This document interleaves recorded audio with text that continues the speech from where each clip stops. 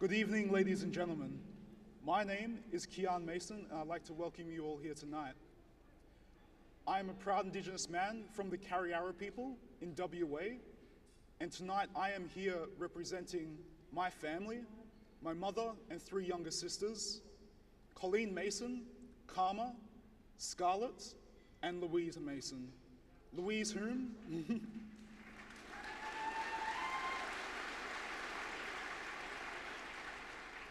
Louise, whom is in this very room tonight. I studied at Queensland University of Technology, where I recently graduated with a Bachelor of Business, majoring in Economics and Management. During that time,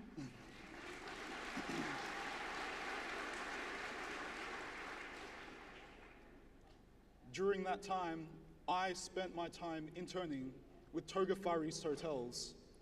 And from February this year, I'll be working at Commonwealth Bank as a graduate within their retail banking and analytics sector.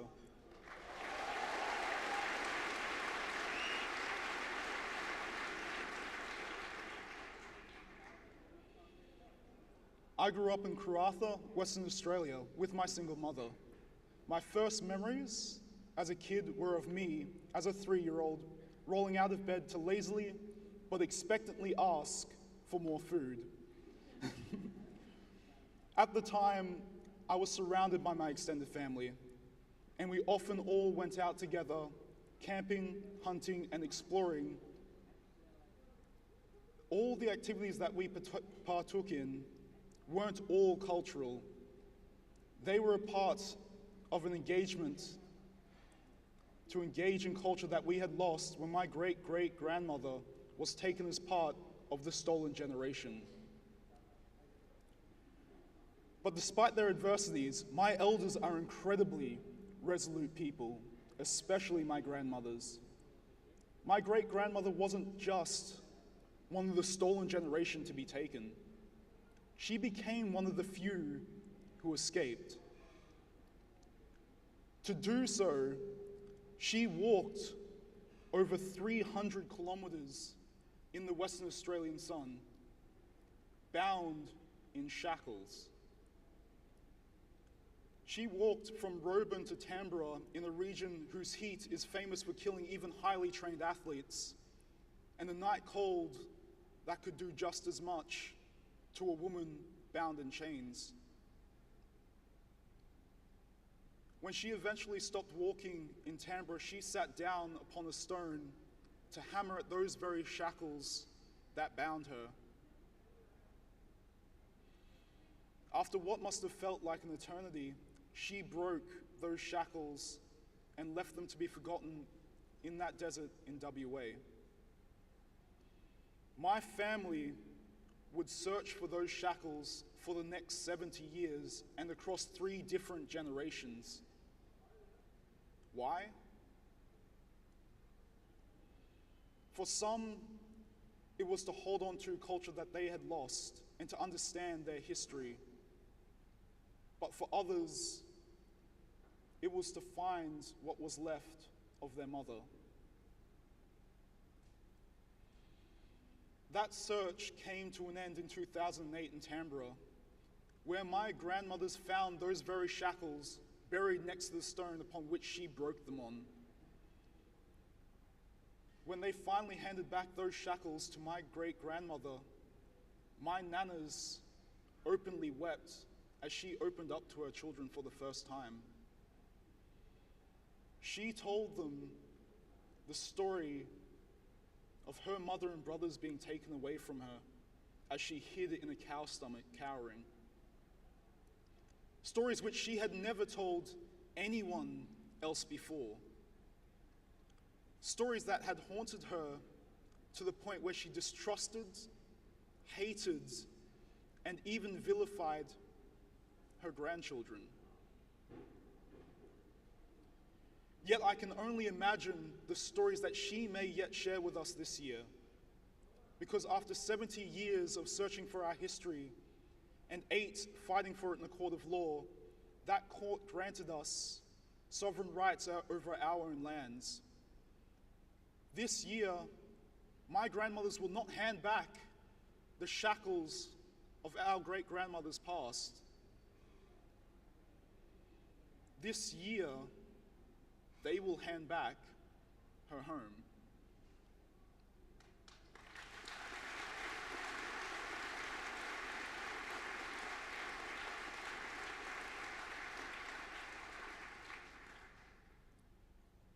And now, while I've shared with you much of my family's history, I've yet to share much of my own.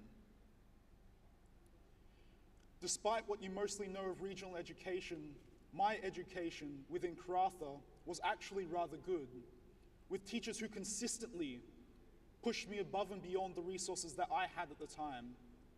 This provided an extremely strong foundation for the rest of my educational career. However, this changed in grade 4 when my mother packed my sister Louise and myself into a car for a long drive to relocate to Queensland.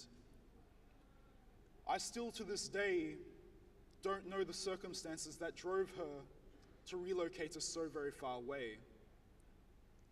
And while the journey was full of strange and wonderful moments, we were very, very far away from our network of support.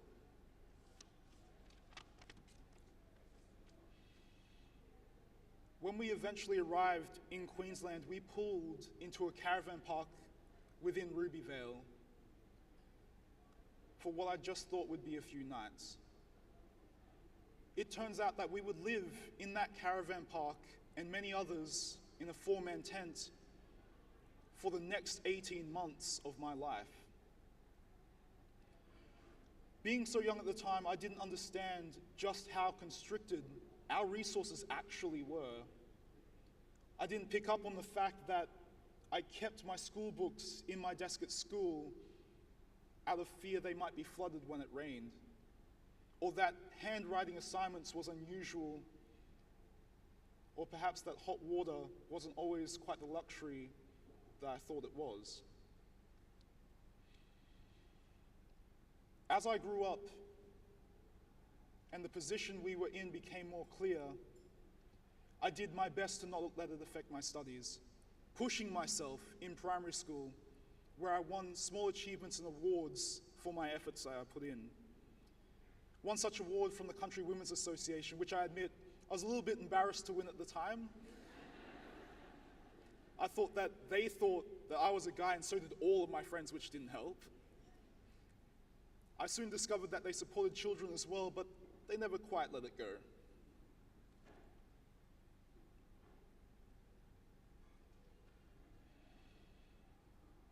I remember walking home from that very school one day when I had witnessed hail fall for the first time in my life. When I eventually arrived home, I found what little we had scattered about and destroyed by that very storm.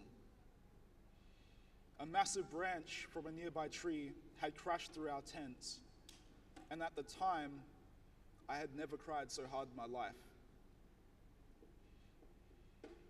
Because even though it was so small, at the time, it was my home.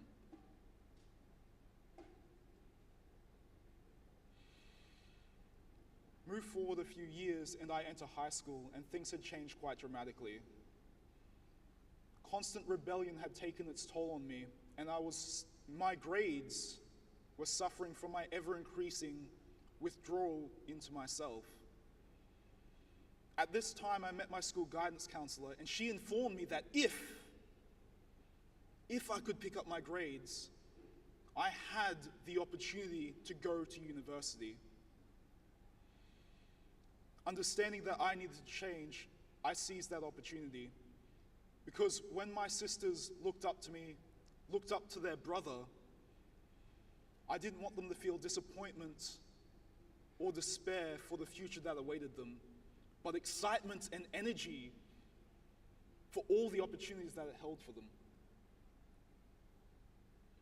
Understanding what I needed to do, at 17 I moved out of my home into my uncle's to Bellbarry. There I would spend the next 8 months of my life working to the point of exhaustion and sheer stress, where I cried multiple more times. But within those last 8 months, and with those resources that I was kindly provided, I managed to complete 2 years worth of work, complete 2 TAFE certificates, and earn my QCE, which paved my way into university.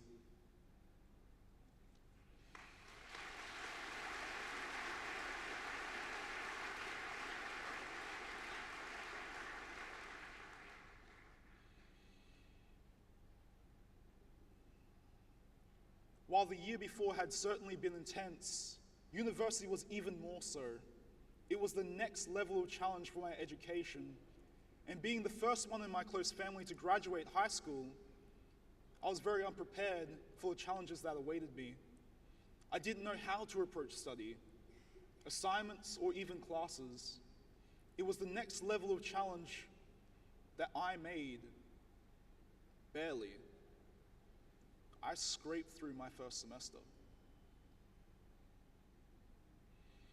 The next semester substantially changed things. It was at this time that I met my CEO, Rachel Argaman. At the time, I was only 17, so I Googled this strange woman, only to become increasingly terrified at just how amazing she was. Telstra Businesswoman of the Year, Hotelier of the Year. She was even on Undercover Boss at one point, which to me was just insane at the time. When I finally arrived in that head office, I sat down in that waiting room practicing battle breathing techniques. Why? I had just gotten my results back from that second semester. I had failed 3 out of the 4 classes that I partook in that semester. As I sat in that waiting room, I questioned whether it was even worth staying for that interview, whether I was even capable of building that future that I saw for my sisters and myself.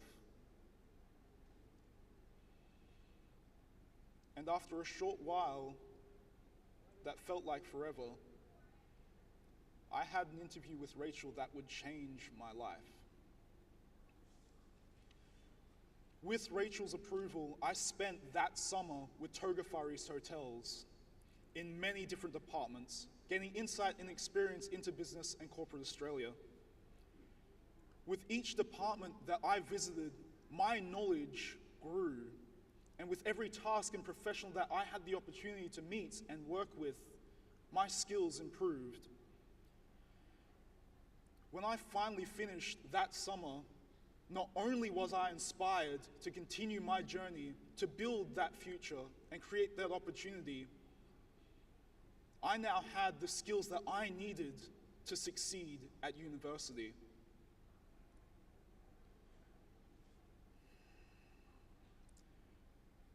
With all the skills that I had learned over that semester, not only did I pass all my classes in that next semester, I earned, for the first time during my university studies, my first credit and distinction for my work.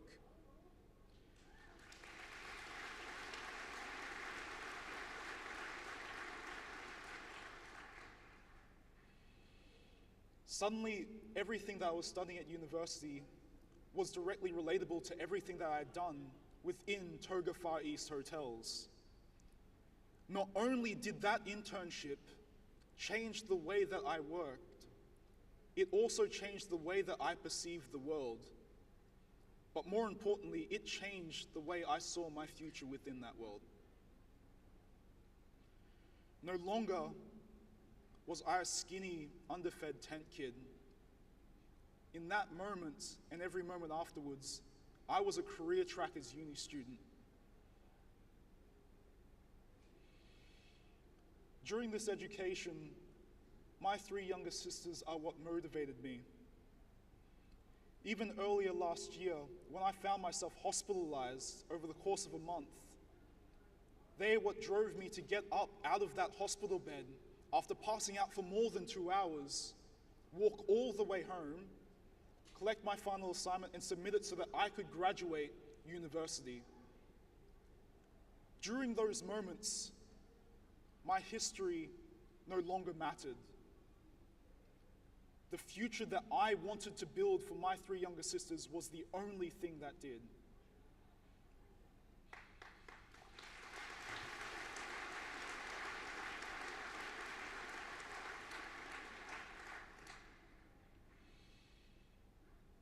After completing that final summer internship and graduating university, I reflected back upon my life.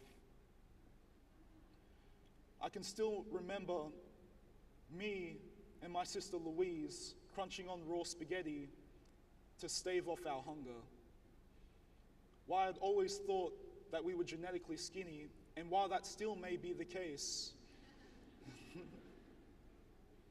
I've come to realize that despite how happy we were, we grew up with poor nutrition, hungry.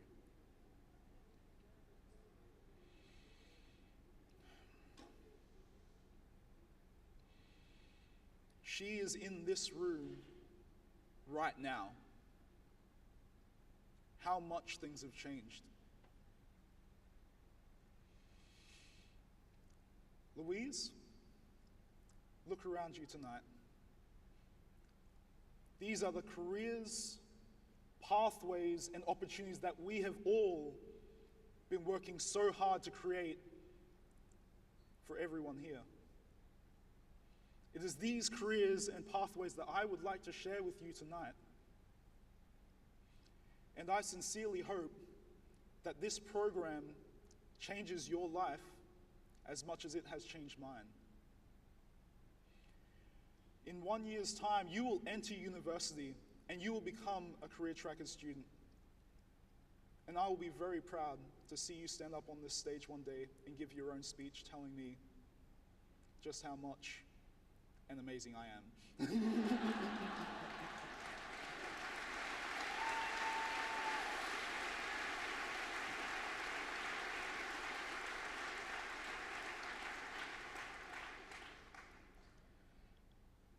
I would like to take this opportunity to thank Toga Far East Hotels and Commonwealth Bank, and especially Rachel.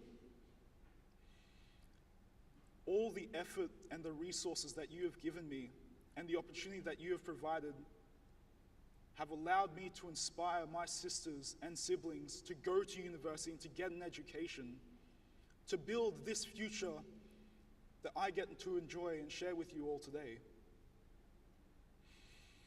I'd also like to thank Commonwealth Bank Australia for allowing me to join their prestigious graduate program. You've given me the resources to ensure that my siblings do not grow up with the same hunger pains that I experienced during the early hours of my life.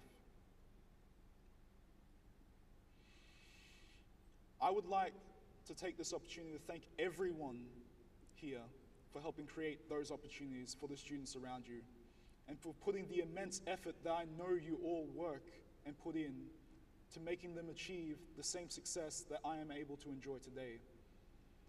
Thank you for those opportunities, and thank you for listening.